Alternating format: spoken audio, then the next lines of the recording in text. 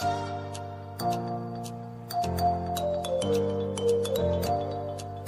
are listening to Alex Nanlohi Podcast, to know the Lord and to make Him known. Terima kasih Mario untuk perkenalannya. Shalom Bapak Ibu Saudara yang dikasihi Tuhan. Saya pertama-tama bersyukur buat kesempatan ini boleh sharing baik firman Tuhan maupun juga wawasan. Perkenalan tadi sudah menolong kita juga ya. Paling tidak tahu siapa saya. Saya dan istri sama-sama melayani secara khusus di pelayanan perkantas. Baik, mari Bapak Ibu Saudara, saya ajak kita berdoa sebelum kita lebih lanjut nanti akan membaca merenungkan firman-Nya. Bapa Surgawi, kami bersyukur karena Tuhan hadir dan berkenan menyapa kami melalui kebenaran firman-Mu. Ketika kami membuka firman-Mu, bukalah juga hati kami. Jadikanlah hati kami seperti tanah yang baik, supaya ketika benih firman-Mu ditaburkan boleh sungguh-sungguh berakar, bertumbuh, dan juga berbuah nyata di dalam kehidupan kami. Berkati hamba yang menyampaikan, semua kami yang mendengar, interaksi di antara kami, kiranya makin menolong kami juga memahami apa yang menjadi rencana Tuhan bagi hidup kami, bagi keluarga kami. Dalam nama Tuhan Yesus Kristus yang mengasihi setiap keluarga, kami membawa doa kami. Amin. Bapak Ibu Saudara yang dikasihi Tuhan, saya akan coba share satu bagian yang saya siapkan buat kita sore hari ini dengan tema yang sudah digumulkan tentunya oleh pengurus. Dan hari ini juga kita akan berpikir bersama ya, Family Resistance in the Next Normal. Bapak Ibu Saudara, saya tidak tahu bagaimana kondisi kerohanian kita, khususnya di masa pandemi. Kondisi kerohanian pribadi, kondisi kerohanian keluarga kita. Dan ini juga menjadi satu refleksi yang harusnya kita coba pikir-pikir begitu ya. Seorang teman kasih contoh ya, dia bilang gini aja deh jawabnya. Saya nggak minta Bapak Ibu jawab ya. Apakah kondisi kerohanian kita seperti apa? Apakah biasa-biasa saja? Berarti ya well gitu ya. Lalu dia kasih ilustrasi rumah sakit. Atau jangan-jangan lagi sakit katanya ya. Lagi sakit, apakah lagi berobat jalan? Atau sudah masuk IGD?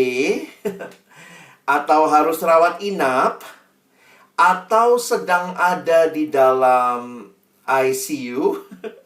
Atau ya ada hal lain yang terjadi begitu ya. Nah, Bapak Ibu Saudara, ini bisa menjadi satu refleksi buat kita. Yang saya pikir juga tentunya Bapak Ibu Saudara, tidak ada keluarga yang sempurna. Itu sudah pasti. Tetapi keluarga yang berjuang untuk bertahan, bergumul, hidup dalam Tuhan, saya pikir itu menjadi satu bagian yang penting di tengah-tengah situasi kondisi zaman yang tidak semakin mudah. Saya harus katakan pandemi ini memang membawa banyak sekali perubahan.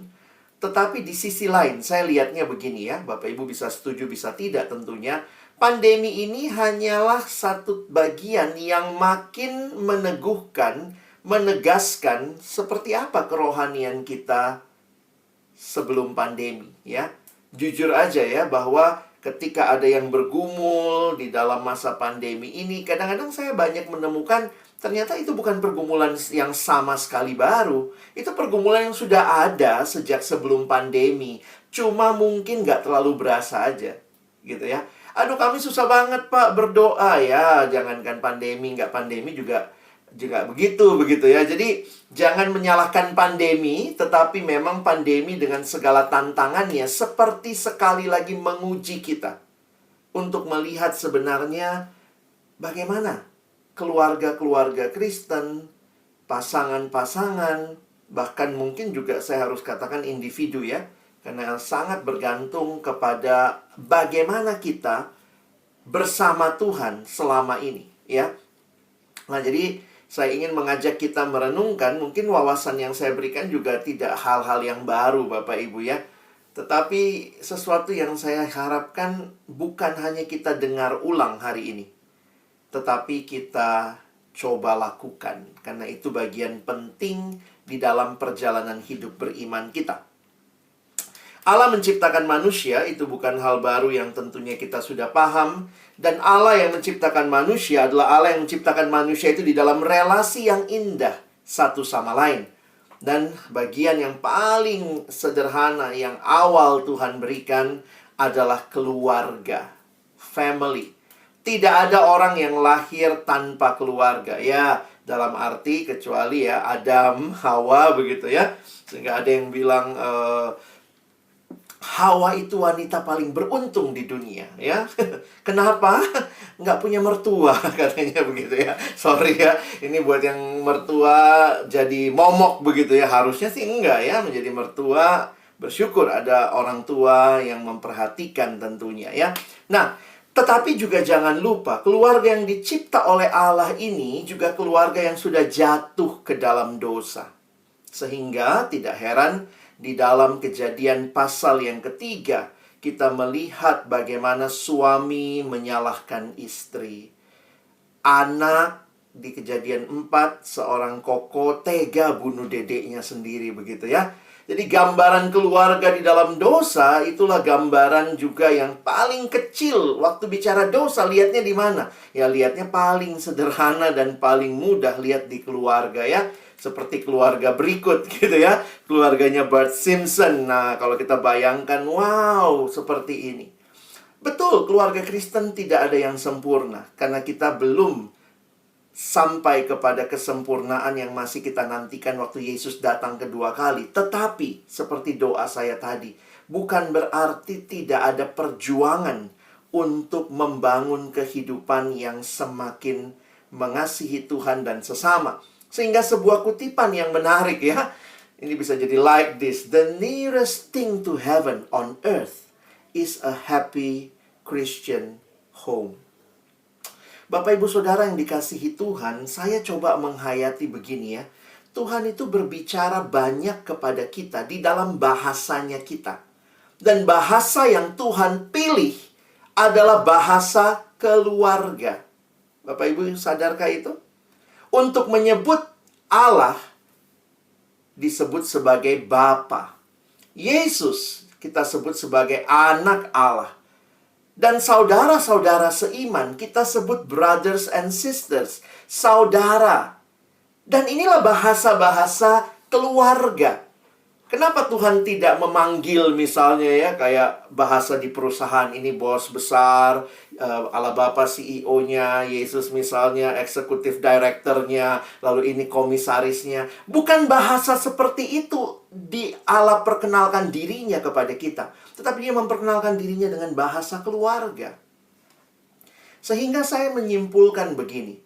Kalau saja setiap orang di dalam keluarga berfungsi dengan baik dalam Tuhan, maka sebenarnya, ya ini kalau orang tua, anak begitu ya, saya harus katakan gini, anak kita nggak jauh dari Tuhan kalau dia lihat keluarga yang baik. Kenapa? Karena semua bahasa yang nantinya dia pelajari tentang Allah, dia ketemu di keluarganya. Sekali lagi, nggak ada keluarga yang sempurna. Tetapi ketika dia melihat Bapa, waktu dia memanggil Allah sebagai Bapanya, dia punya gambaran papa saya, walaupun tidak sempurna, tapi papa pernah nungguin saya, nemenin belajar, papa pernah berdoa buat saya. Itu semua menjadi rekaman yang indah. Karena itu saya selalu menyimpulkan begini. Kalau keluarga Kristen hidup dengan baik saja, anak-anak nggak jauh dari iman. Karena semua bahasa yang Tuhan pilih itu bahasa keluarga, Bapak Ibu sekalian ya. Nah, ini jadi menarik untuk kita pikirkan di tengah-tengah ketika kita bicara keluarga-keluarga Kristen, apakah masih menjadi teladan yang membawa anak-anak kepada Tuhan? Nah, Bapak Ibu Saudara yang dikasihi Tuhan, bagaimana kemudian ini bisa berlangsung ya? Bagaimana ini bisa terjadi? Bukankah sudah jatuh dalam dosa, tetapi ada penebusan. Penebusan yang dikerjakan oleh Kristus. Ada salib besar di belakang saya ya, sebelah sini ya. Wah, di belakang Bapak Ibu yang pakai background juga ada salib besar. Apa yang kita lihat? Yang Bapak Ibu perhatikan di dalam relasi keluarga, Maka kitab Efesus, saya kutip Efesus ya. Di dalam kitab Efesus, ketika Allah membaharui, maka pembaharuan itu dituliskan lebih lanjut dalam relasi yang paling kecil, yaitu keluarga. Relasi yang dibaharui di dalam Kristus, kita lihat sebentar ayat-ayat yang terkenal ini di dalam Efesus pasal 5. Saya menuliskan dari ayat 21 sampai pasal 6 ayat 4. Kita tidak akan baca semuanya secara khusus, tapi saya hanya mau menunjukkan, karena saya yakin Bapak Ibu kalau ikut seminar Pak Sutri, kayaknya ayatnya ini lagi gitu ya. Kayaknya kalau nggak yang versi Efesus, ada versi Kolose, lalu ada beberapa versi di dalam kitab Petrus misalnya ya. Nah, coba perhatikan sebentar. Sebenarnya ayat kunci pembaharuan keluarga, jadi waktu Paulus bilang, kamu telah berdosa, Efesus pasal 2, dan Efesus pasal 4, Paulus berkata di dalam ayat 17 ke bawah, bahwa kamu sudah dibaharui di dalam Tuhan, maka perhatikan ada satu kunci kehidupan yang harus terjadi di ayat 21, Bapak Ibu. Jadi kalau mau mengerti seluruh ayat ke bawah, ini ayat kuncinya.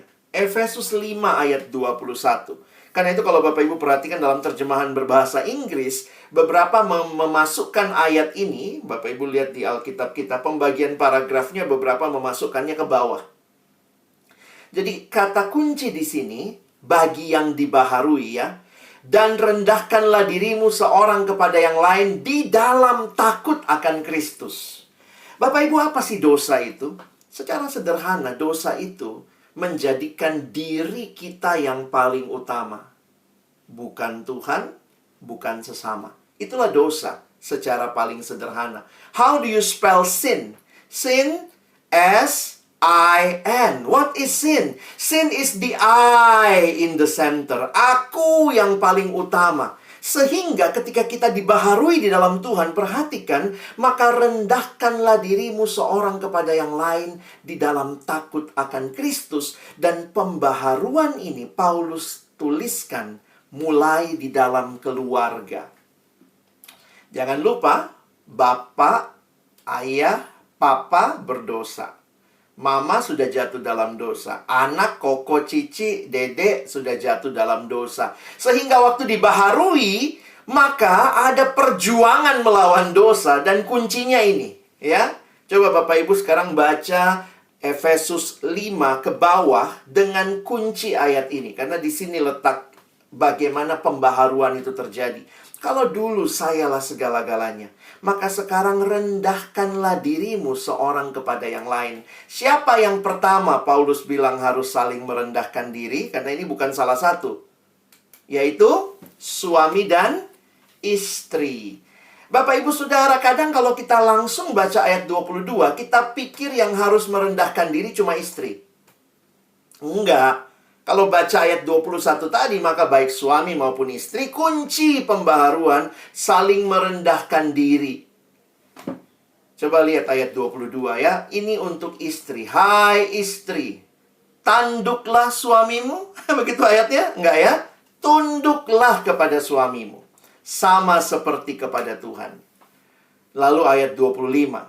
Hai suami, kasihilah istrimu sebagaimana Kristus telah mengasihi jemaat dan telah menyerahkan dirinya baginya. Bagaimanapun juga bagi kamu masing-masing berlaku, kasihilah istrimu seperti dirimu sendiri, dan istri hendaklah menghormati suaminya.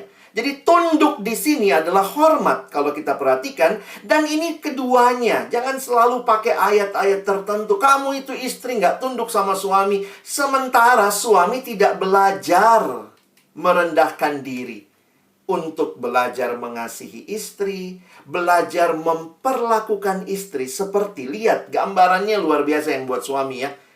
Ini berat banget Bapak Ibu. Bagaimana mengasihi istri? Sebagaimana Kristus telah mengasihi jemaatnya. Bagaimana Kristus mengasihi jemaat? Menyerahkan dirinya baginya. Mati bagi jemaat. Ya, suami nggak usah mati buat istri tentunya, tetapi pengorbanan yang full itu yang terjadi. Istri akan otomatis tunduk. Ini kalau saya pakai bahasa saya ya. Istri sebenarnya otomatis kok tunduk kalau bapak ibu, kalau bapak-bapaknya mengasihi. Jangan-jangan kalau istri suka melawan, jangan-jangan bapak-bapaknya kurang mengasihi. Jangan-jangan juga kalau ya kita mesti saling melihat ya. Ini nggak ada yang menyalahkan ya. Kalau lagi denger ini bareng-bareng senggol. Tuh pa denger pa. Tuh pa denger ma. Kadang-kadang kita gitu ya. Seolah-olah tuh firman buat orang lain. Selalu saya adalah yang paling benar. Firmannya buat dia begitu. Enggak saudara ya. Dan ini adalah gambaran ketersalingan. Ternyata pembaharuan itu bukan hanya personal, tapi relasional. Teman-teman, Bapak, Ibu, Saudara, perhatikan ayat itu. Nah, demikian juga pembaharuan berikutnya yang dilanjutkan di pasal 6, ayat 1-4, adalah relasi orang tua sama anak. Dan ini juga, nah ini sekarang mesti pelajari ya. Jangan berpikir hanya anak-anak yang harus merendahkan diri. Kalau ayat kuncinya ayat 21, maka orang tua pun tanda kutip harus merendahkan diri. Karena itu muncul apa yang disampaikan di sini. Kalau Bapak Ibu perhatikan, lihat tadi ya. Apa kata kuncinya suami? Kasihilah. Apa kata kuncinya istri? Tunduklah. Ingat ini perintah. Pakai kata lah di belakangnya ya. Istri, tunduklah, bukan tanduklah. Suami, kasihilah. Bagaimana dengan orang tua ke anak, anak ke orang tua? Dimulai dengan anak ke orang tua, ada dua kata kunci. Taatilah, itu buat anak ke orang tua. Yang kedua, hormatilah. Bapak Ibu, sebenarnya dalam versi Efesus ini, perhatikan. Waktu bicara taatilah, ada embel-embelnya. Coba lihat ayatnya. Hai anak-anak, taatilah orang tuamu di dalam Tuhan. Tetapi kata kedua, kata kunci kedua, tidak ada embel-embel di sini. Hormatilah ayahmu dan ibumu. Bapak Ibu, saya sering khotbah ke anak-anak sekolah, anak-anak SMP, SMA. Saya tanya, kita harus taat nggak sama orang tua? Oh iya, harus. Apakah kita harus taat mutlak kepada orang tua ketika apa yang orang tua minta tidak seturut dengan apa yang Allah mau? Jadi sebenarnya ada lapisan ketaatan. Karena ayatnya bicara taatilah orang tuamu di dalam Tuhan. Kalau orang tua meminta anak melakukan sesuatu tidak sesuai dengan kehendak Tuhan, anak boleh nggak taat? Boleh. Ya. Sebenarnya ayat ini menyiratkan bahwa ada lapisan ketaatan, kita tunduk kepada orang tua yang tunduk kepada Allah. Saya suka kasih contoh begini, jangan juga tunduk taat mutlak ya. Karena itu orang tua tetap manusia berdosa. Coba bayangkan misalnya pulang sekolah lalu mamanya bilang, ayo nak kita bunuh anak tetangga. Perlu ditaati? Nggak perlu. Jadi Bapak Ibu juga jangan menggunakan otoritas orang tua untuk menyuruh anak melakukan dosa. Kadang-kadang kan kita suka begitu juga ya, tanpa sadar ya. Saya ingat waktu saya kecil kalau ada telepon, zaman dulu kan nggak ada HP ya. Bilang papa nggak ada. Widih, itu gimana tuh ya? Jadi saya waktu makin ngerti ayat ini, saya waktu kenal Tuhan Yesus 1 SMA, saya bergumul dengan ketaatan. Karena saya mau dapat uang jajan, tapi kalau saya sekadar itu, ternyata saya nggak taat sama Tuhan ya. Wah, itu jadi pergumulan. Tetapi perhatikan kata kunci kedua. Waktu bicara hormat, tidak ada embel-embelnya. Papa saya bukan papa yang baik. Pilihannya apa? Hormatilah. Mama saya, aduh perempuan nggak bener mama saya. Hormatilah. Orang tua saya nggak bertanggung jawab. Saya dititip ke rumah orang, kena nenek saya. Hormatilah. Dalam hal ketaatan ada pilihan, tapi dalam hal hormat harus hormat. Mungkin Bapak Ibu pikir apa hubungannya sama tema sore ini ya? Tapi poinnya gini, Bapak Ibu kalau hidupi hal ini aja, anak-anak ngeliat kok. Kalian minta hormati orang tua, tapi Bapak Ibu ke mertua gimana? Jangan minta anak hormati kita sementara dia tidak lihat itu dari kehidupan kita kepada orang tua kita. Entah papa mama kandung atau papa mama mertua. Jadi ini sebuah hal yang sangat relasional. Ketika pembaharuan terjadi, maka orang tua, anak-anak orang tua punya tanggung jawab hidup dalam Tuhan di tengah keluarga. Nah, sehingga Perhatikan ya, ini ada janji. Ini adalah suatu perintah yang penting seperti yang nyata dari janji ini dan seterusnya. Dan perhatikan, sekarang orang tua. Kenapa dipakai kata bapak-bapak? Karena ya bapak mewakili lah ya. Tapi sebenarnya di sini juga termasuk ibu ya. Jadi kalau saudara perhatikan ayat 4. Dan kamu bapak-bapak, dua frasa kunci ya.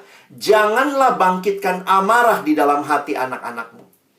Wah, jangan cuma minta mereka tunduk, taat, hormat, tapi Bapak Ibu sebenarnya juga terus bangkitin amarah dalam hati anak-anakmu. Tetapi didiklah mereka dalam nasihat dan ajaran Tuhan. Jadi lihat, dua frase kunci. Jangan bangkitkan amarah, tetapi didik mereka dalam ajaran dan nasihat Tuhan. Ini tanggung jawab besar yang Tuhan percayakan bagi Bapak Ibu Saudara. Perhatikan terjemahan yang lain supaya kita bisa makin paham ayat 4 ya. Saya pilihkan terjemahan bahasa Indonesia sehari-hari. Saudara-saudara yang menjadi ayah, janganlah memperlakukan anak-anakmu sedemikian rupa sehingga mereka menjadi marah. Nah, sebaliknya, besarkanlah mereka dengan tata tertib dan pengajaran Tuhan. Bapak Ibu sekarang suka jadi kayak subkon di rumah ya. Bagian kerohanian anak-anak urusan mamanya lah. Bapak pokoknya cari uang. Yang penting anak makan, lu sekolah bagus, papa cari duit dah. Tapi kalau bagian doa sama anak, bantu anak untuk hidup bertumbuh dalam firman, ingetin anak untuk rohani, itu urusan mamanya lah. Sementara ayat ini sebenarnya dalam budaya patrilineal pada masa itu, memang saya yakin tetap ini juga buat ibu ya. Tapi ayah-ayah sekarang jangan lari dari mengajarkan firman Tuhan sama anak. Ada teman juga waktu mau menikah, nggak apa-apa lah. Suami gue nggak terlalu, calon suaminya nggak terlalu rohani. Yang penting istrinya rohani supaya anak-anak dididik gitu. Wah, saudara nggak tepat juga. Kalau saudara baca sejak perjanjian lama, yang bertanggung jawab. Ini dalam budaya Yahudi ya. Kalau saudara belajar budaya Yahudi, ibu itu sebenarnya cuma kasih makan. Sorry ya. Karena budaya Yahudi, ibu itu cuma kasih makan anak. Itu aja urusannya. Sama ya bersih-bersih segala macam. Urusan mengajarkan kebenaran, firman, semua tanggung jawab rohani, membawa anak ke sinagog, itu semua urusan ayah. Makanya dikatakan setiap kali engkau duduk makan, ceritakanlah terus kepada anakmu. Sekarang banyak laki-laki, bapak-bapak yang tidak punya kerohanian yang baik. Dan ini survei yang umum. Ketika saya banyak bertanya ke anak sekolah tadi ya, kayak Kak Mario bilang, saya beberapa kali melayani, siapa yang paling rohani di rumah? Jarang bilang papa. Coba survei, siapa yang paling rohani di rumah? Mama biasanya. Siapa yang sering mimpin doa di rumah? Ada juga mama. Dan ini jadi pergumulan yang saya pikir, kalau dibilang ini generasi yang fatherless, bukan berarti dia nggak punya papa, tapi papanya tidak berfungsi dalam kerohanian. Mungkin bapaknya berfungsi dalam hal yang lain. Nah, sehingga Bapak Ibu Saudara menarik ya. Saya punya teman ya, dia bilang sama saya ya, dan saya tanya sama dia gimana. Dia bilang, kalau saya mau doa malam sama anak-anak, saya tunggu papanya pulang baru kita berdoa. Sedapat mungkin yang pimpin doa papanya. Kenapa? Ya saya ikutin firman Tuhan kata dia ya. Kalau papanya lembur harus kerja dan anak-anak udah mesti tidur, barulah saya mimpin. Tapi sedapat mungkin saya tunggu anak-anak harus berdoa dengan papanya. Kira-kira seperti itu yang dia terapkan sejak anak-anak kecil begitu ya. Nah saudara, itu cuma contoh-contoh saja. Mungkin kita jadi berpikir juga gitu ya. Karena laki-laki banyak nggak terlalu suka sama kerohanian, tapi tanggung jawabnya ada sama kita. Itu jangan lupa. Kalau ikut acara begini juga banyakkan ibunya kali ya. Maaf ya, nggak tahu juga bapaknya. Mudah-mudahan ada juga di samping ya, walaupun nama Zoom-nya nama mamanya doang ya. Itu realita yang kita harus sikapi juga. Karena kerohanian yang dibangun itu bukan cuma kerohanian mama ya. Kalau nggak kita bikin mama fellowship ya. Tapi ini family resistance. Family. You have to function as family. We need to function as family. Dan family itu ada papa, ada mama, ada anak-anak.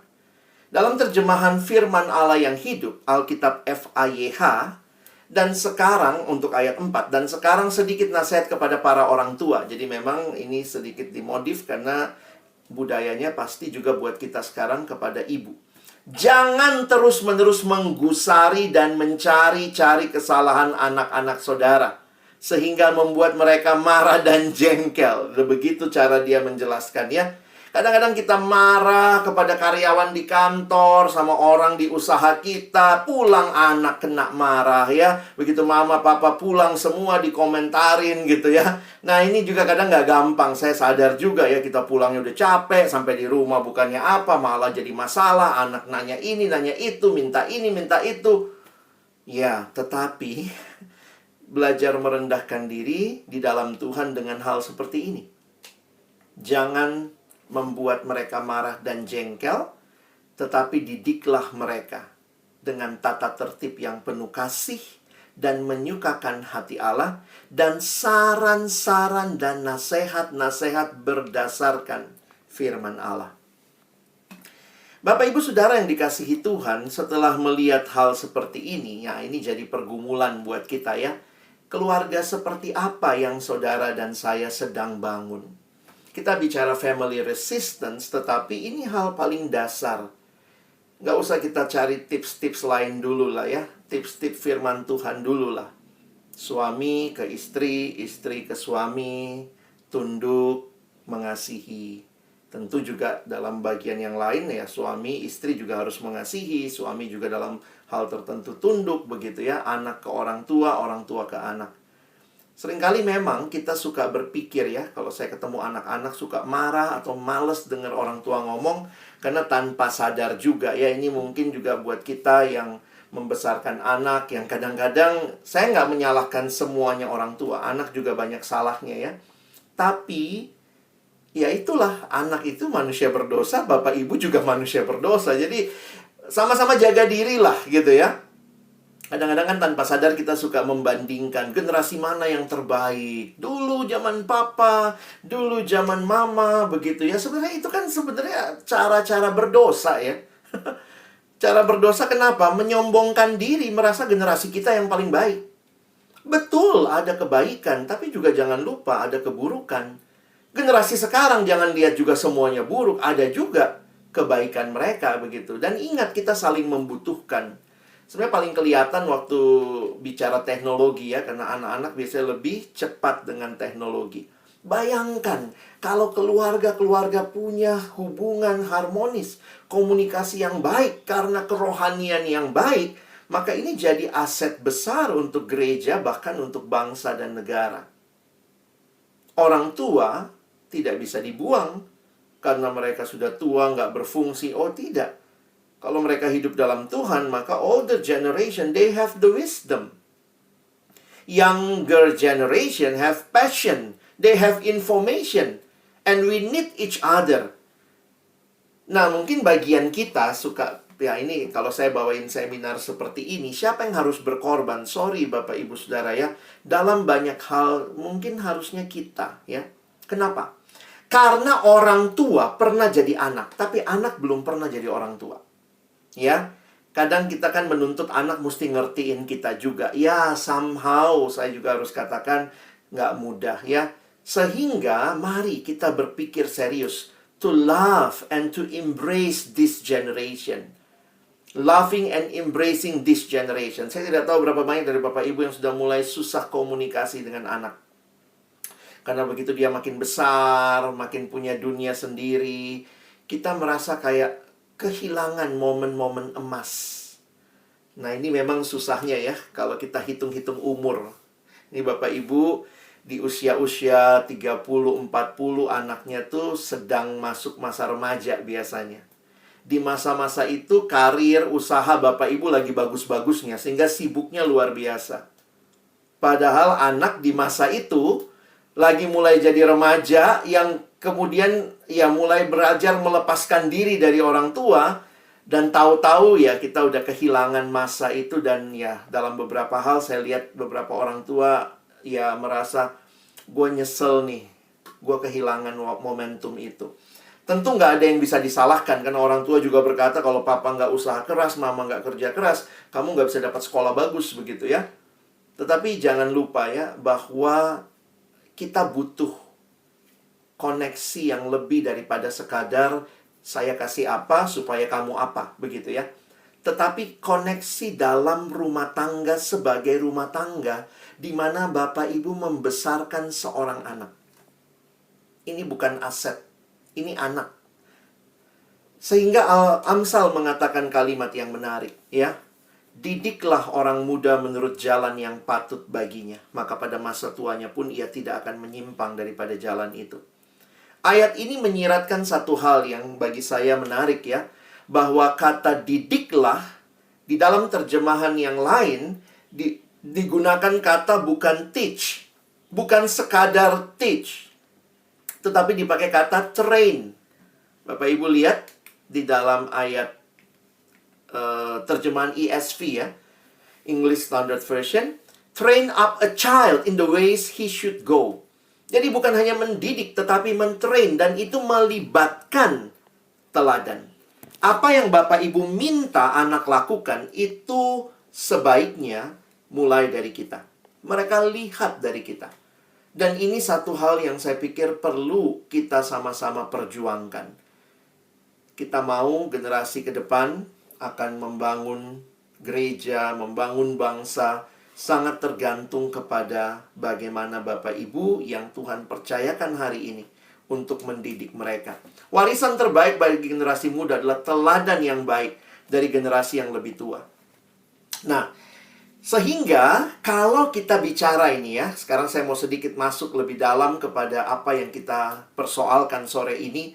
Kalau kita bicara kerohanian, bagaimana kerohanian keluarga bisa bertahan melewati situasi yang sulit ini? Pertanyaannya, apakah memang itu terlihat dalam keseharian Bapak Ibu? Bukan cuma karena pandemi.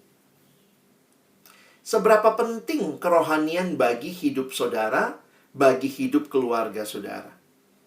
Saya pikir memang tidak mudah menjawab ini. Dan saya pun nggak cari kambing hitam, siapa yang benar, siapa yang salah gitu ya.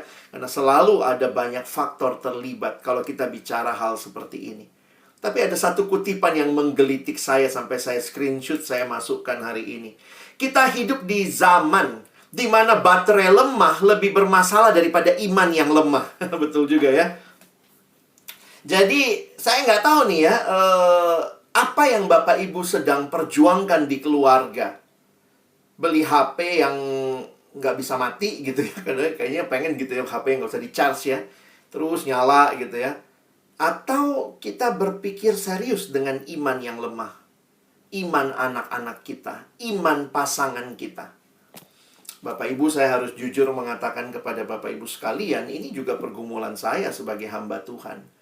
Jadi 2 tahun masa pandemi, harus kerja dari rumah, harus belajar, kalau mahasiswa, siswa, anak-anak kita ya, harus belajarnya online, kerja dari rumah. Bahkan ini pun jadi masalah rohani ya, karena ibadah dari rumah. Akhirnya juga mempengaruhi, seperti yang dikatakan di awal tadi. Saya karena pelayanan dari rumah, satu hari itu kalau saya nggak batasin gitu ya, karena nggak ada jarak yang harus ditempuh dari satu tempat ke tempat lain, itu bisa sampai 2 pelayanan begitu ya. Dan wah, nanti paginya terima, siang terima, kadang sore terima, malamnya ada rapat. Itu rasanya wah begitu ya. Sehingga keberadaan di rumah dengan pasangan itu menjadi sebuah ya cuman tempat aja ketemu begitu. Dan akhirnya saya bersyukur karena saya punya mentor ya. Ada mentor yang menolong saya, dan ini pertanyaan yang dia tanyakan kepada saya dalam mentoring kami. Saya cuma mentoring sama dia 3 bulan sekali ya. Ada seorang ibu yang memberi diri mementor saya. Dia cuman waktu itu setiap kali mentoring kami paling 1 jam, dan itu cuma ngobrol cerita ya. Tetapi dia bertanya pertanyaan yang membuat saya terdiam dan kemudian saya harus berjuang ya. Dia bilang begini, Alex, bagaimana hubunganmu dengan istri? Istri saya namanya Debbie. Bagaimana hubunganmu dengan Debbie? Ya saya bilang ya baik-baik. Saya pelayanan, istri saya pelayanan. Wah, kami diundang di mana-mana, pelayanan ke sini, mimpin KTB, mimpin kelompok kecil. Bukan itu yang saya tanya, kata dia. Bagaimana komunikasi kalian? Waduh, masih ngobrol sih gitu ya. Bagaimana kerohanian kalian? Wah, udah deh. Bapak Ibu hamba Tuhan ditanya gitu juga ya karena dia mentor gitu ya. Jadi saya bilang jujur kami sibuk, sama-sama sibuk, pelayanan semua begitu ya. Dia bilang you need to pause, you need to stop and give some times to reflect on your relation as a family. Kalau dia bahkan ngusulinnya, coba pergi berdua retret begitu ya. 1 hari atau setengah hari atau 2 hari nginep gitu ya. Supaya kalian bisa ngomong heart to heart. Wah, Bapak Ibu setelah mentoring itu, saya kebingungan. Kenapa saya bilang saya kebingungan? Karena Bapak Ibu 2 tahun ini ritmenya sudah sangat sangat cepat ya. Terus tiba-tiba mesti ngomong gitu ya kepada istri saya, yuk kita baca Alkitab bareng yuk. Yuk kita doa yuk. Itu rasanya, walaupun saya hamba Tuhan, rasanya kayak keluh lidah gitu ya. Tapi saya sadar betul bahwa ternyata relasi bersama di sebuah tempat tanpa koneksi hati ke hati dalam arti yang rohani, itu mengeringkan tulang kali ya, pakai bahasa Alkitab ya. Dan akhirnya ketika hari ulang tahun pernikahan, saya memberanikan bicara ke istri saya, kita butuh waktu yang dulu pernah kita nikmati. Bertelut di hadapan Tuhan sama-sama setiap minggu untuk kehidupan kerohanian kita. Kita nggak bisa terus seperti ini saja. Kita butuh kembali disegarkan. Wah, saya udah doain itu 2 minggu ya sebelum ngomong ke istri ya. Dan kemudian akhirnya Tuhan kasihlah momentum itu. Dan sekarang setiap hari Sabtu biasanya kami punya waktu berdua, membuka firman sama-sama ya. Bukan cuma sekadar saat teduh ya, tapi benar-benar bisa ngobrol, bisa bicara hati ke hati. Dan itu terjadinya indah. Karena kalau kita lagi ngomong biasa Bapak Ibu, itu terkadang saling menghakimi ya. Tapi karena ada firman Tuhan yang kita baca, kita renungkan, kita refleksikan, masing-masing melihat diri di dalam firman. Sehingga ya saya waktu merenungkan, merefleksikan pengalaman ini, saya bicara sama istri saya. Banyak teman-teman kita yang dulu waktu di pengurus, di remaja, di pemuda, di persekutuan kampus, kayaknya rohani, segala macam.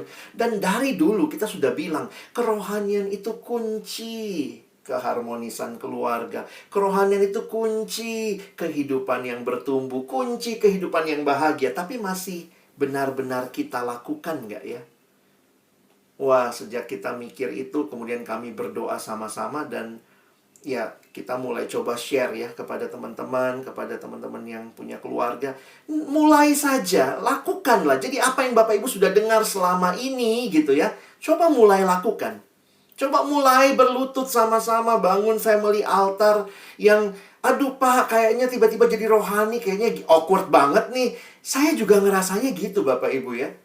Tetapi bukankah itu yang kita khotbahkan? Bukankah itu yang pernah kita jalani dulu waktu mungkin jadi pengurus di pemuda, remaja?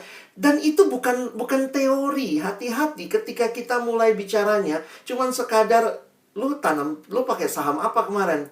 Gila, turun tuh saham. Ngapain lu main di itu? Suami nyalain istri. Jadi kalau pulang tuh yang diobrolin cuman sekadar ya, itu butuh ya buat hidup. Gimana tuh uang sekolahnya si anak gitu ya?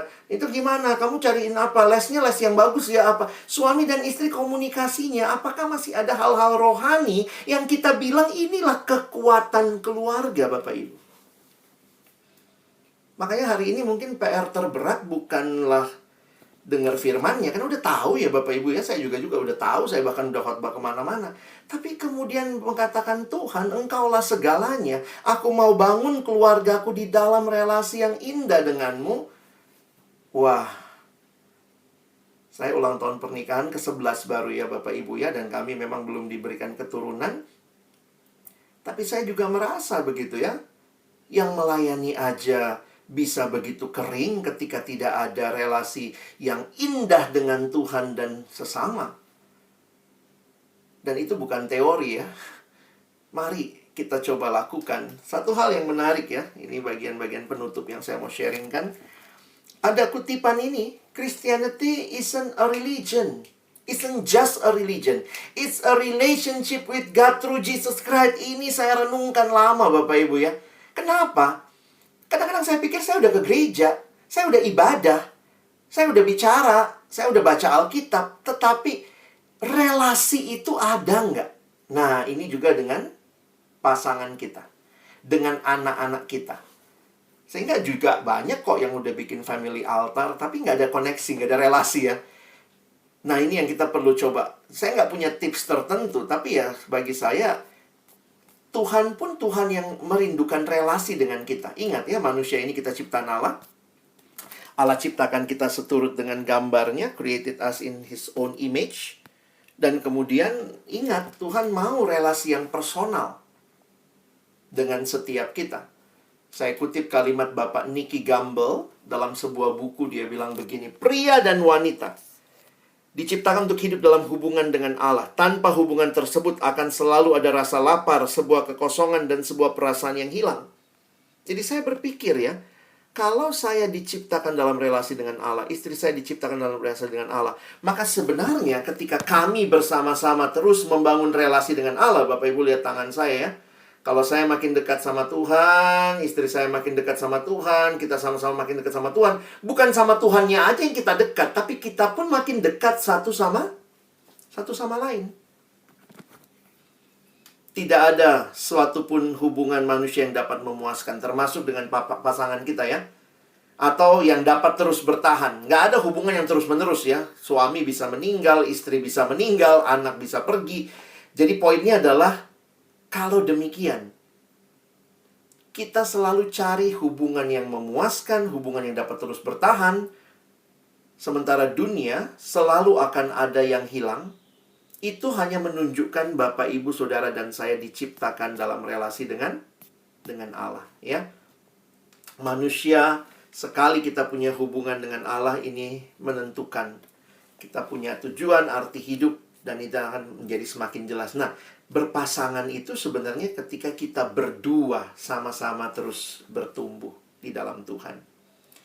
Sebagai bagian penutup yang saya mau sampaikan kepada kita, ini juga bukan hal baru tentunya bagi Bapak, Ibu, Saudara sekalian. Bagaimana kita punya komitmen yang dalam sebagai pribadi, sebagai keluarga untuk terus bertumbuh. Mari miliki komitmen untuk terus bertumbuh. Bagaimana bertumbuh itu? Sederhana, saudara ya. Kalau pendeta John Stott bilang 3 hal ya. Tuhan sudah kasih kepada kita 3 hal. Pertama, Tuhan kasih dirinya, pribadi Allah, Roh Kudus. Yang kedua, Tuhan kasih relasi melalui firman. Kita baca firman, Tuhan bicara sama kita. Kita bicara sama Tuhan, namanya doa. Dan juga Tuhan kasih komunitas. Bagaimana Bapak Ibu bisa terus bertahan? Maka 3 hal ini. Alamilah kehadiran Roh Kudus yang membimbing kita. Milikilah hidup yang dekat dengan Tuhan dalam firman-Nya. Firman Tuhan ini pelita bagi kaki kita ya, terang bagi jalan kita. Coba hayati, berarti kan Tuhan sudah tahu duniamu gelap nih.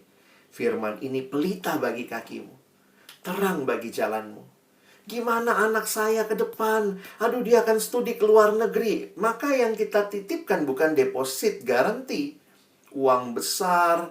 Pokoknya kalau ada apa-apa tinggal bilang, asuransi papa mama udah bayar semua. Tapi apakah dia membawa firman Tuhan dalam hidupnya? Kita nggak bisa terus bersama anak kita. Yang bisa terus sama mereka Tuhan. Maka titipkanlah hal yang penting. The Bible will keep you from sin, or sin will keep you from the Bible. Dan Tuhan kasih komunitas ya. Bapak Ibu di gereja ada komunitas seperti ini ya. Ya, ini komunitas yang tidak ada yang sempurna keluarganya gitu ya. Tapi kita adalah keluarga-keluarga yang mau bertumbuh. Maka ya mari kita share satu sama lain. Beberapa refleksi saya berkaitan dengan hal ini adalah mari kita coba bangun lagi ya. Disiplin rohani yang mentransformasi hidup kita. Kekristenan tidak pakai kata kewajiban rohani. Agama tertentu kan bilangnya kewajiban. Kalau nggak dilakukan, mau parah banget ya. Kekristenan menggunakan kata disiplin. Disiplin itu begini ya. Disiplin itu sebenarnya kesadarannya lahir dari dalam. Harusnya melalui disiplin rohani kan, baca Alkitab, bersaat teduh, kita tuh semakin mengasihi Allah. Jadi jangan jadikan hal-hal itu sebagai hal yang menekan kita. Itu pelan-pelan harus menjadi hal yang menyegarkan kita. Dan karena itu perlu ya quality time. Saya nggak tahu nih, sudah siapin quality time sama keluarga nggak ya? Mau libur nih anak-anak ya, apa quality time-nya? Bali, Singapura gitu, atau Eropa gitu. Tapi apakah ada quality time untuk family altar? Mungkin kalau Bapak Ibu merasa, aduh kayaknya susah Pak, kami tuh keluarganya nggak rohani. Ya coba aja, mulai aja. Nggak usah seminggu sekali, kalau perlu sebulan sekali dulu gitu ya. Tapi membiasakan bahwa ada suasana rohani yang dibutuhkan. Dan ini dimulai dari kesadaran. Kami membutuhkan Tuhan. Tadi lagu tadi bagus banget waktu dinyanyiin ya. As for me and my family, we will serve the Lord, we will... Tapi kita ngalamin nggak? Dan itu bagi saya tantangannya, challenge. Jujur, 2 minggu saya berdoa, karena nggak mudah. Bahkan ngajak istri saya yang hamba Tuhan, begitu ya. Jangan-jangan kalau kita nggak mulai ya, kita tetap aja seperti itu. Apa perbedaannya antara sisa dan sisih? Jadi kalau Bapak Ibu bicara sisa itu ya kalau ada makanan, kita makan terus udah kenyang. Itu ada dikit namanya sisa. Kalau sisih, sebelum makan dipinggirin dulu. Itu disisihin namanya ya. Mana lebih terhormat, dikasih makanan sisa atau sisih? Ya tentu yang sisih ya. Nah sekarang dalam hal yang sama kira-kira, waktu yang kita kasih sama Tuhan, waktu yang sisa atau yang sisih? Waktu yang keluarga kita sama-sama mau kasih sama Tuhan, waktu yang sisa atau yang sisih? Prinsip manajemennya sederhana. Bapak Ibu pernah belajar manajemen kan? Untuk hal yang penting, orang rela menyisihkan waktu, tenaga, dan uang. Itu jelas. Untuk hal yang penting. Liburan penting nggak? Buat beberapa orang penting. Uang pokoknya sisihin. Ini buat tabungan jalan-jalan. Anak-anak akan melihat apa yang penting dari kerelaan Bapak Ibu memberi waktu, tenaga, dan uang. Kalau Bapak Ibu sejak sekarang tidak rela menyisihkan waktu untuk berdoa bersama, jangan harap anak-anak melihat, penting banget ya doa. Kalau ada keputusan di dalam rumah tangga, papa pindah kerja, apakah anak-anak ikut berdoa? Kalau dia nggak lihat, jangan harap dia melihat hal rohani penting. Itu maksud saya ya. Orang akan lihat, wah kenapa? Sekolah penting nggak? Penting. Disuruh masuk gurunya jam 6, pergi dia jam 6. Kenapa? Penting. Papa mama bayar uang sekolah mahal, makanya sekolah tuh penting. Tapi apakah anak kita melihat ya, kerohanian itu penting nggak ya? Nah ini kita perlu tanya sama diri kita. Kita kasih waktu kah? Kita kasih tenaga? Dan anak-anak ingat, melihat contoh. Jadi sebagai penutup, menyusun kembali berbagai prioritas dalam keluarga. Saya bukan katakan nggak usah liburan, nggak usah apa. Nggak ada yang berubah. Tapi mari ingat bahwa ada Tuhan. To change your family life, you need to change your priorities. Maybe you need to rearrange your priorities and put God also in your first priorities. Tidak ada cara lain ya untuk bertahan ya, selain memang kita kembali ke dasar bahwa Tuhanlah yang menghadirkan kita. Karena itu hanya Dia yang sanggup menguatkan kita. Amin. Saya berhenti sini, sampai di sini. Kalau ada pertanyaan, diskusi, sharing mungkin ya, Bapak Ibu punya pengalaman, silakan. Oke, terima kasih Kak Alex untuk pemaparan firman Tuhannya begitu praktis. Memang saya pikir setiap kita udah dengar juga beberapa hal yang sudah pernah disampaikan dari Kak Alex tadi, tapi kita di-remind lagi sesuatu hal yang sangat-sangat penting mengenai relasi dengan Tuhan, dan itu mempengaruhi kehidupan keluarga kita. Namun saya berpikir nih Kak Alex, apakah karena kerohanian itu bukan sesuatu yang populer ya Kak Alex ya? Nggak bisa ditaruh di Instagram, nggak bisa ditaruh di Facebook. Kayaknya kalau background-nya bagus, nah itu baru dicocok tuh, ditaruh di Instagram. Cuma kalau lagi berdoa sama keluarga gitu, ditaruh di Facebook atau di IG, kayaknya nggak cocok nih, kayaknya kurang populer gitu. Iya. Dan kayaknya nggak menghasilkan uang gitu. Seakan-akan nilai kita diajak seperti itu ya, Alex ya. Betul. Padahal jujur ya, justru makin hancur keluarga kita, makin butuh kerohanian kita kan. Tapi ya itulah ya, kerohanian memang nggak populer ya. Itu menjadi hal yang banyak orang yang takut juga karena takut jadi munafik. Karena ditampilkan, padahal itu kan sesuatu yang harus dijalani ya, ketimbang hanya dipamerkan. Jadi pelaku firman sebenarnya ya Kak ya. Oke, thank you. Nah, ada pertanyaan yang masuk nih Kak. Iya. Mungkin sudah sempat disinggung juga sama Kak Alex tadi. Iya. Cuman mungkin bisa di elaborate lagi. Saya baru menikah November kemarin. Iya. Berarti Selamat masih ya. fresh Masih ya fresh. Iya. Setelah menikah, saya lebih fokus ke berhala saya, yaitu hobi saya. Iya. Istri sempat kecewa karena kurang diurus. Sebelum pandemik, saya punya rohani berapi-api. Tapi sekarang rohani redup karena pandemik membuat saya tidak bisa beribadah di gereja. Sehingga berhala menggerogoti dan rohani sedang lemah. Adakah solusi, Pak? Apa saran dan masukan Bapak? Terima kasih buat sharingnya ya. Ini satu kerentanan kejujuran yang dibagikan buat kita, dan saya pikir kita semua tidak lebih baik dari itu. Saya menyoroti beberapa hal, Bapak Ibu, ini perlu kita pikirkan sama-sama juga ya. Saya tidak merasa, kalau Bapak Ibu dengar penjelasan saya kadang agak sulit ya melihat bahwa kita menyalahkan pandemi dan menyalahkan nggak gereja bareng. Ya, walaupun itu memang pasti mempengaruhi ya, spiritnya nyanyi sendiri sama nyanyi depan YouTube kan lucu ya. Tapi Bapak Ibu, saya harus katakan begini. Dalam perspektif yang lain, saya melihat Tuhan seperti mengizinkan kita ada di rumah masing-masing, memuliakan Dia. Karena mungkin juga Tuhan mau ya, 2 tahun ini Tuhan ngajarin kita. Rohani itu bukan cuma kalau ke rumahku ya, tapi even di rumahmu, ciptakan suasana rohani. Dan saya harus jujur ya, dalam pengalaman yang saya sharingkan tadi, saya termasuk yang gagal menghadirkan itu. Walaupun yang saya lakukan hal yang rohani. Nah, sehingga Bapak Ibu, ya, ini kan gereja udah mulai buka ya. Silahkanlah, kita nggak bisa punya alasan lagi. Tapi poinnya adalah, kalau nanti Bapak Ibu cuma rohani di gereja, tapi di rumah tetap aja maaf. Bisa jadi tetap melanjutkan berhalanya, tetap juga tidak peduli sama istri. Makanya masalahnya bukan di gereja atau di rumah.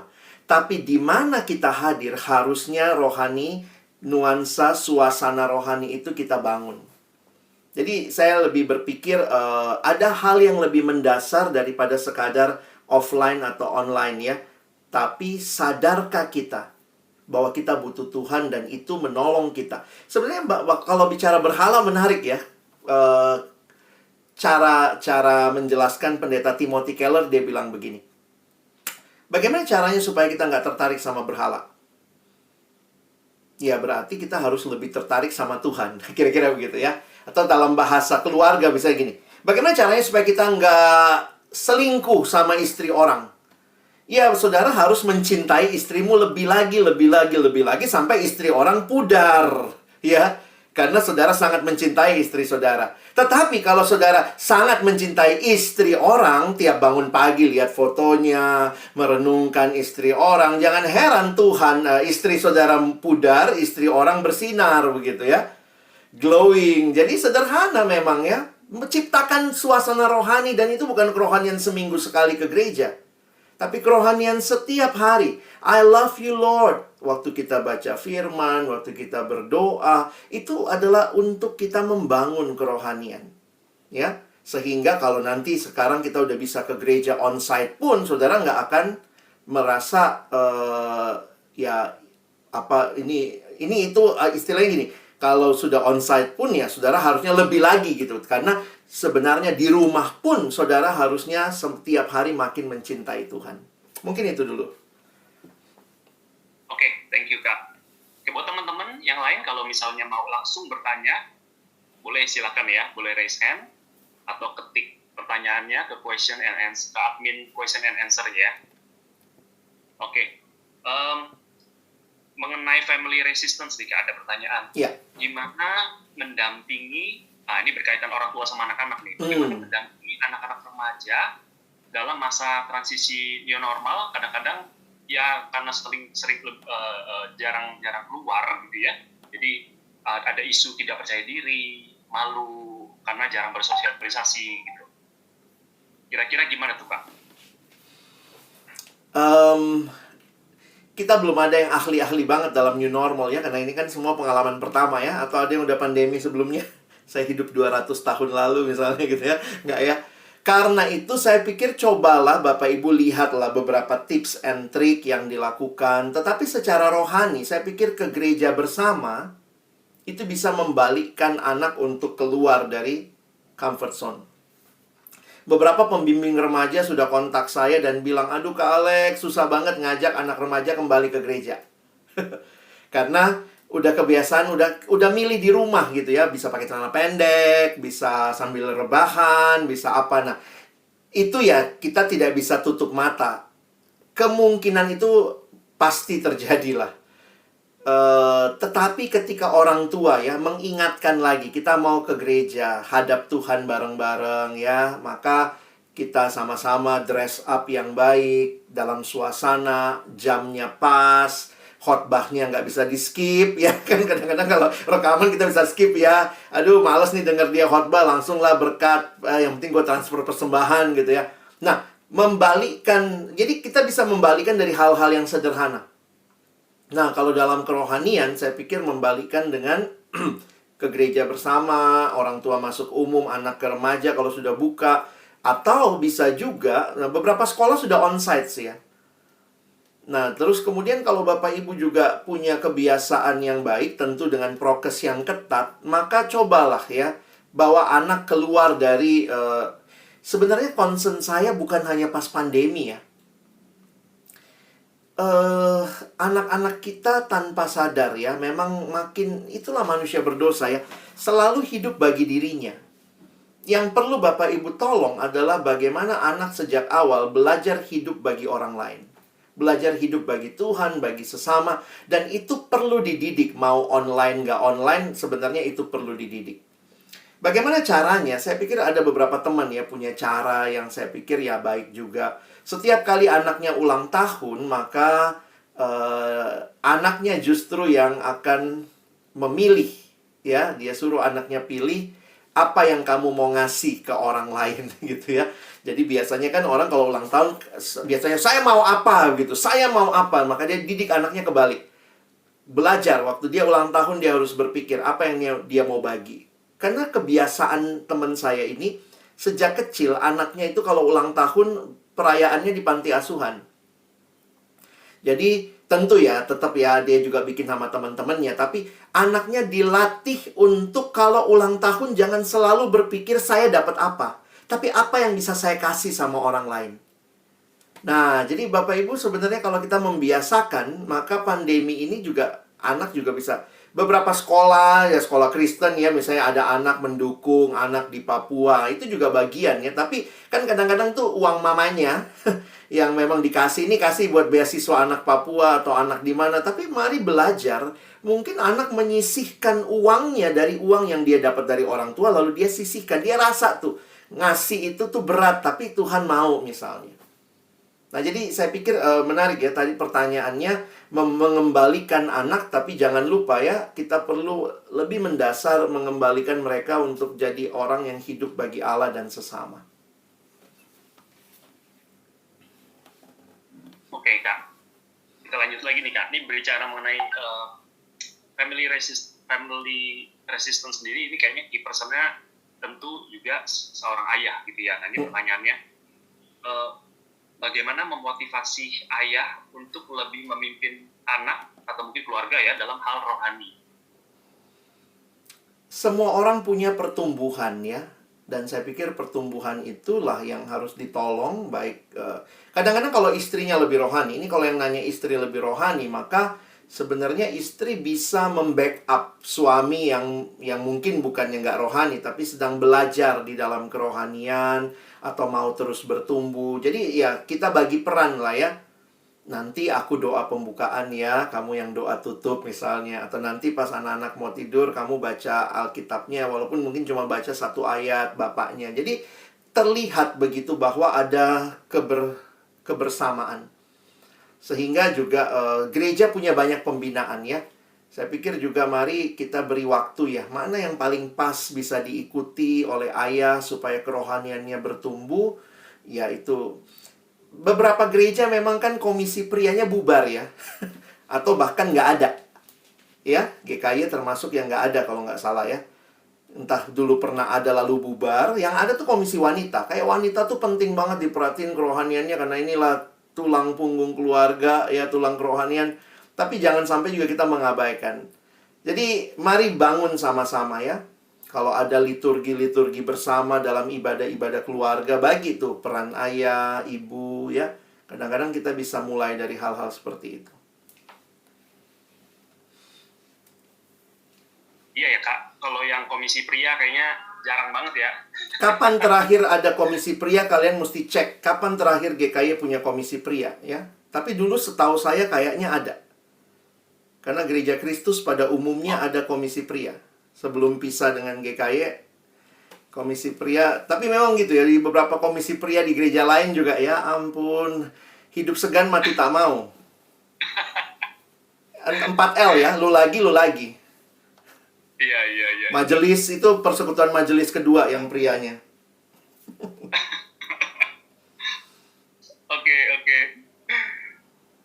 Well, kas bener nih pria nih ya. Oke. Teman-teman yang lain silakan kalau mau langsung bertanya atau ada pergumulan atau mungkin pergumulan dari orang-orang yang kita kenal yang mau kita tanyain, silakan.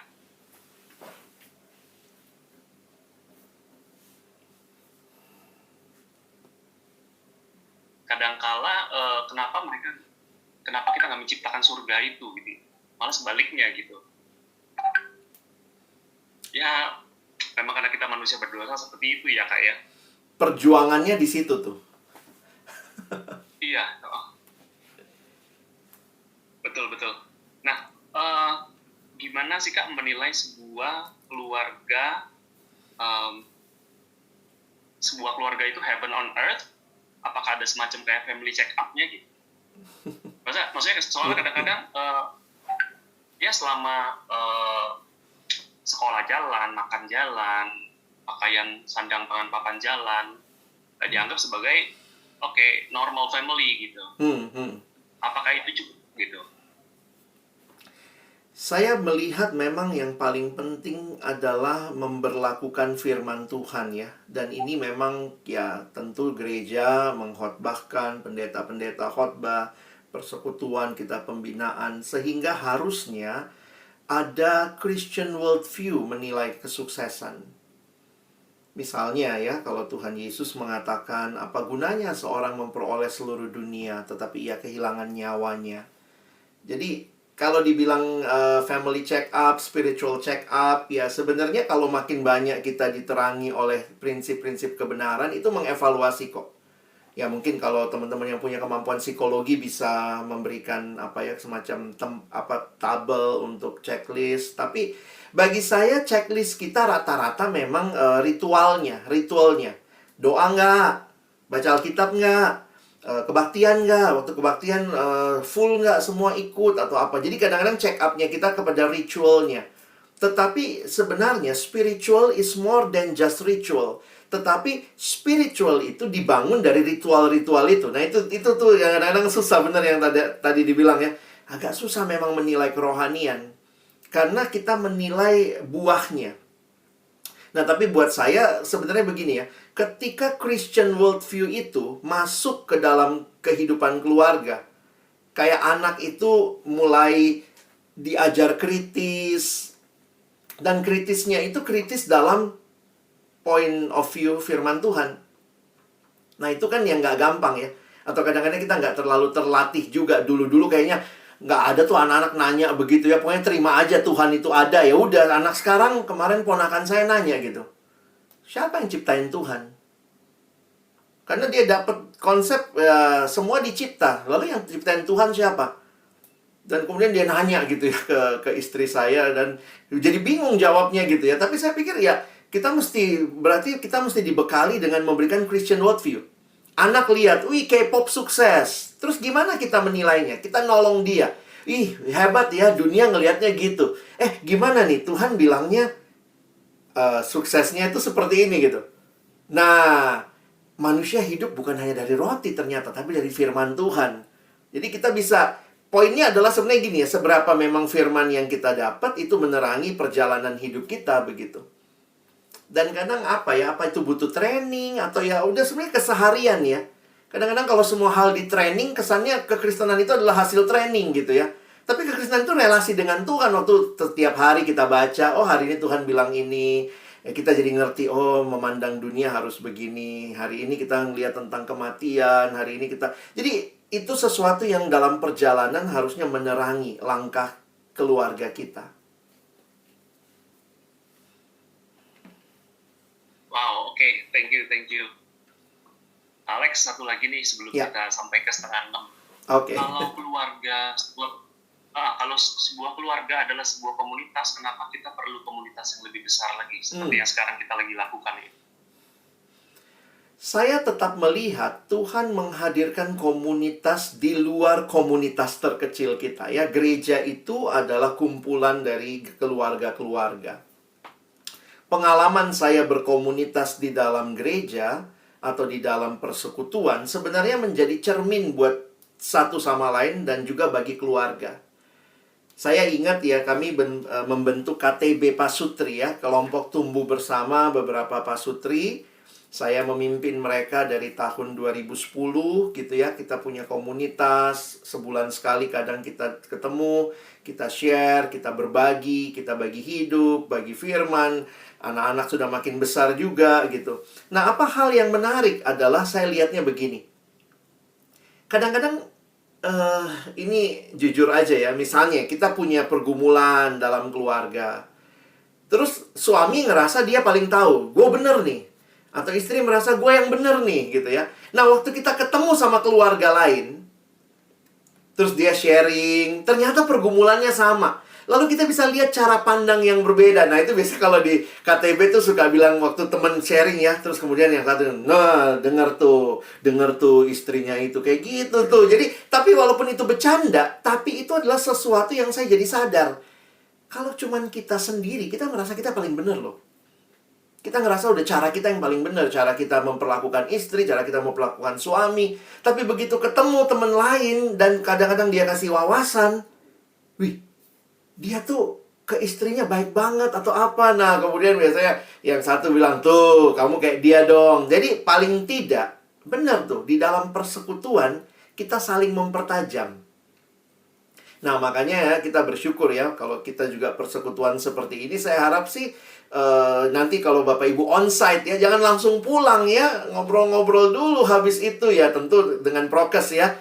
Karena kadang-kadang juga dalam persekutuan, saling share. Ya, ada temen yang waktu itu nanya gitu ya, ya anakku bergumul nih, ternyata dia butuh psikolog anak gitu ya. Karena juga nggak gampang ya keluarga mau ngakuin anaknya punya kebutuhan khusus ya. Dan waktu itu dia bilang, gue butuh psikolog anak. Ternyata dia dapetnya dari teman persekutuan. Waktu ngobrol-ngobrol, oh ada nih, gue kenal nih psikolog anak yang baik gitu ya. Jadi kita butuh satu sama lain, nggak cuman keluarga kita sendiri, walaupun kita adalah sebuah komunitas kecil. Saya pikir itu. Baik. Thank you banget. Sama-sama.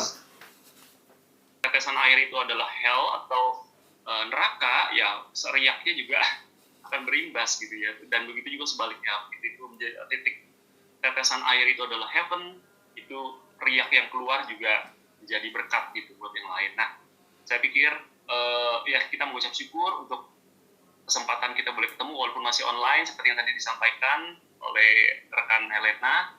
Juli kita rencananya mau onsite ya, dan nah, terus kita berharap sekali teman-teman di sini bisa hadir karena bukan karena kita udah sempurna atau apa, justru karena kita sakit ya, kita butuh dokter, kita butuh komunitas, kita butuh dibakar lagi, kita butuh sama-sama saling bercermin satu sama lain, kita bisa sama-sama bercermin dari firman Tuhan. Oke, thank you Alex sekali lagi untuk pemaparannya, luar biasa indah sekali. Saya serahkan selanjutnya kepada Elena.